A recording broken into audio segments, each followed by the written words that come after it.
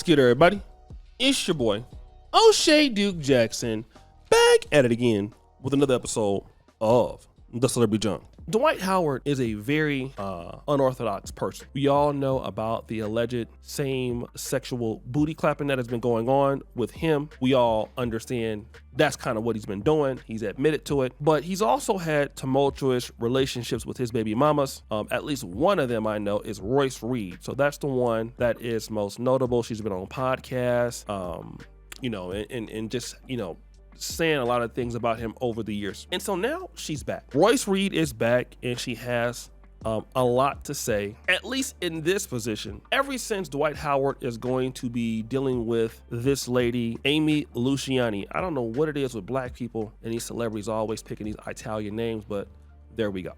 So now what is the situation happening here?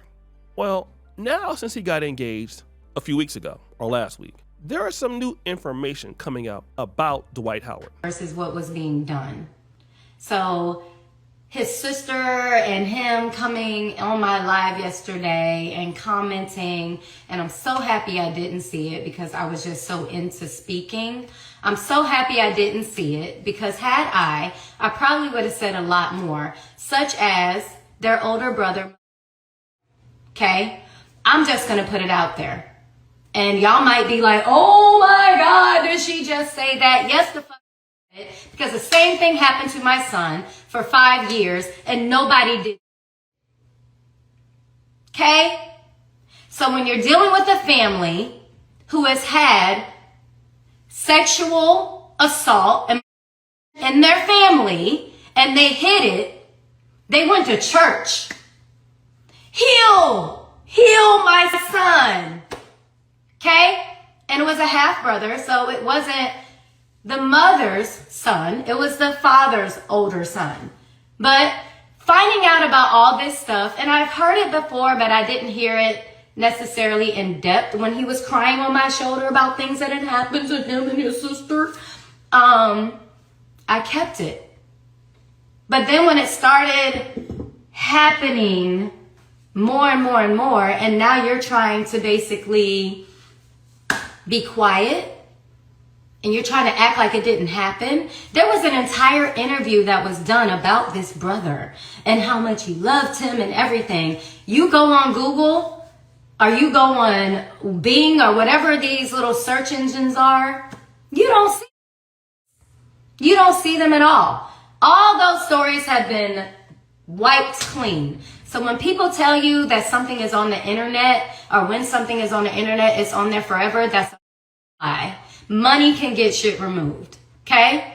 There is not one story about that brother anymore. But yes, that is the brother, that sister. And wait, there is more. Hey y'all, it's Royce. And this is my story about how my life changed beginning July 31st. 2004 to now, all because I had a baby by Superman, part 2.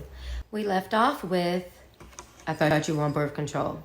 I'd like for it to be noted that I had not been on birth control our entire relationship. He was very aware, and also as to why he was not against it. Also, I'd like for it to be noted that there was no attempt to pull out that particular day, whereas in the past he would move so fast that he would run into the dresser drawers. So let's continue.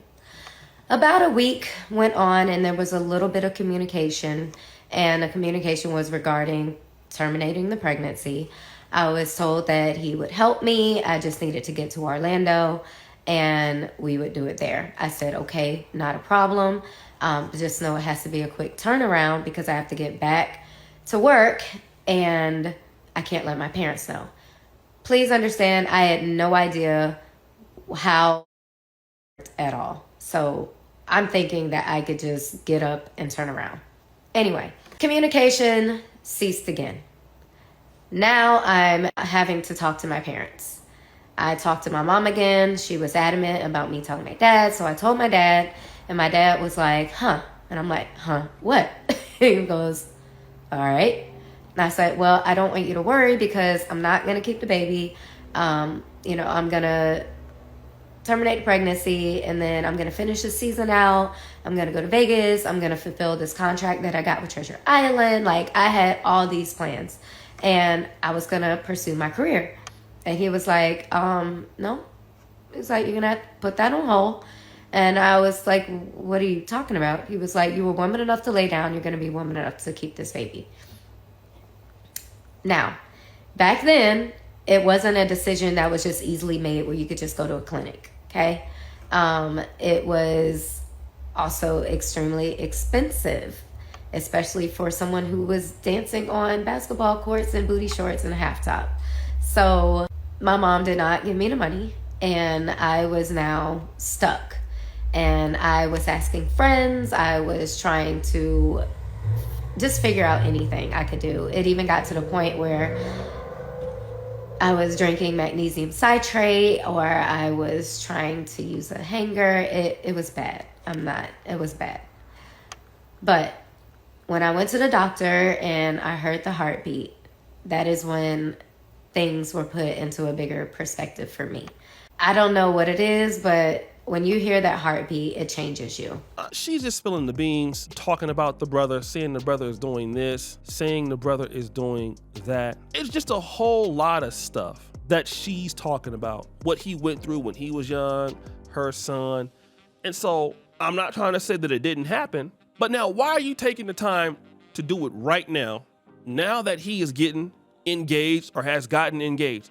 I'm gonna tell you a few reasons. Number one, I'm pretty sure when she found out that Dwight Howard was indeed messing with men, one of the things she probably bet on was that, well, damn, ain't nobody gonna talk to him now because he's, he's an NBA future Hall of Famer and he's admitting sleeping with dudes. So it's no way in hell some woman of any value will talk to him. Unfortunately, this is 2024 and women like what they like and they don't really care. And, being a bisexual man is not as looked down upon as it was even 10 years ago.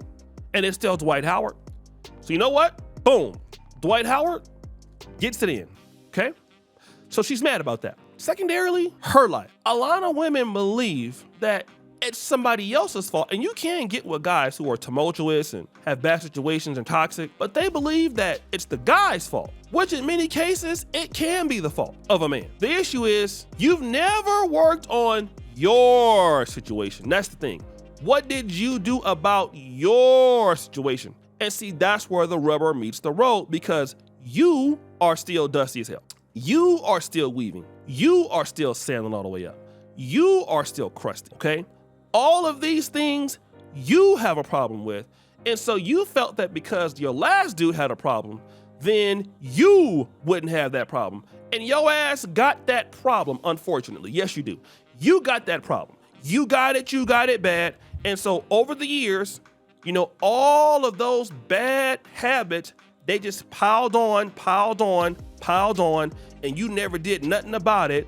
And, while you was going to other dudes was like, whoa, what's up with her? Like, this is all bad. Wait a minute. Nah, we can't deal with that. Nah, we can't deal with that. Nah, we just gonna leave Shorty over here to the streets. And so that's what the dudes did.